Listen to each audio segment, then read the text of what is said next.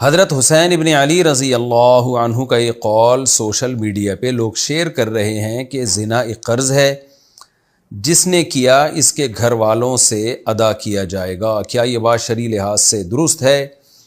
Social media پہ پتہ نہیں کیا کیا چیزیں لوگ اہل اللہ کی طرف اور اہل بیت کی طرف اور صحابہ کی طرف منسوب کر کے نقل کر دیتے ہیں۔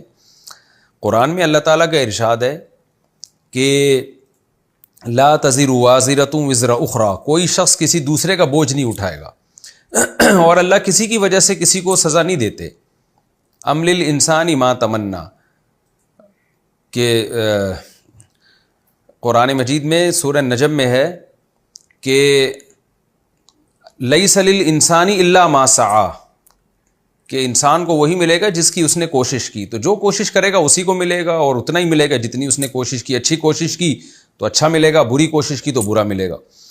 تو ہمارے ہاں یہ بہت مشہور ہو گیا ہے کہ جو زنا کرتا ہے تو اس کا بدلہ اس کی بہن یا بیوی یا ماں کو معاذ اللہ یا خاندان کی عورت کو چکانا پڑتا ہے۔ یہ غلط ہے۔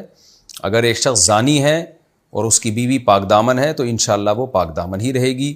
اگر ایک شخص برائی میں مبتلا ہے اور اس کی بیٹی پاک دامن ہے تو انشاءاللہ اس کی بیٹی پاک دامن ہی رہے گی، اس کی بہن پاک دامن ہی رہے گی۔ ایسا اللہ نہیں کرتے کہ ایک کے جرم کا بدلہ دوسرے کو دے دیں اللہ تعالیٰ۔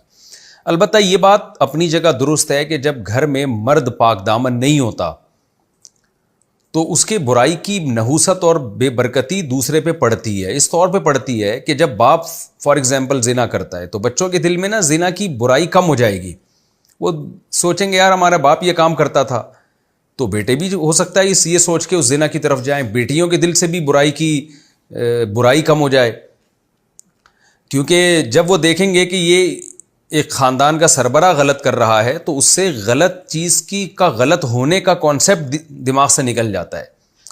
تو اس لیے عام طور پہ جو پرہیزگار لوگ ہیں گھر میں تقویٰ پرہیزگاری انہی کے ہوتی ہے، اور عام طور پہ جو برے لوگ ہیں ان کی نسلیں بھی عام طور پہ بری ہوتی ہیں۔ تو وہ اس لیے نہیں ہوتی کہ اللہ نے ان کو زبردستی اس قرضے کا چکانے اللہ نے ان کے ذمہ لگا دیا ہوتا ہے کہ اب یہ قرضہ تم چکاؤ گے، نہ بلکہ اس لیے کہ انہوں نے اپنے باپ دادا کو ایک برائی میں دیکھا ہوتا ہے تو وہ اس سے مانوس ہو جاتے ہیں۔ اس کی مثال ایسے جیسے مشرک ماں باپ کے گھر میں جو بچے پیدا ہوتے ہیں بڑے ہو کر اکثر وہ بھی مشرک ہی بنتے ہیں۔ کیوں؟ انہوں نے اپنے والدین کو دیکھا بتوں کے سامنے جھکتے ہوئے، شرک کرتے ہوئے، تو ان کے دل سے برائی نکل جاتی ہے۔ اور جو توحید پرست والدین ہوتے ہیں تو اکثر ان کی اولادیں بھی توحید پرست ہوتی ہیں، اس لیے کہ انہوں نے اپنے والدین سے توحید کو اڈاپٹ کیا ہوتا ہے، سیکھا ہوتا ہے۔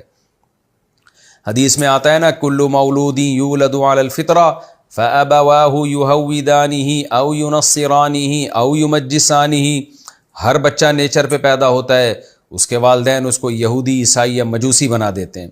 کیا مطلب؟ والدین یا ماحول ان کو خراب کر دیتا ہے۔ تو اگر باپ ماں یا کوئی گھر کا فرد زنا کر رہا ہو تو اس کی بے برکتی ہوتی ہے۔ وہ اس لیے کہ لوگ جو ہے نا بچے اور دوسرے ریلیٹیو دیکھ کے ان کے دل سے جیسے شرک کی برائی نکل جاتی ہے ایسے ہی زنا کی برائی بھی نکل جاتی ہے، اور جو نیک لوگ ہوتے ہیں تو وہ نیکی پھر وہاں سے پھیلتی ہے، ان کے بچے بھی وہاں سے نیکی سیکھتے ہیں۔ یہ ایک بہرحال حقیقت ہے۔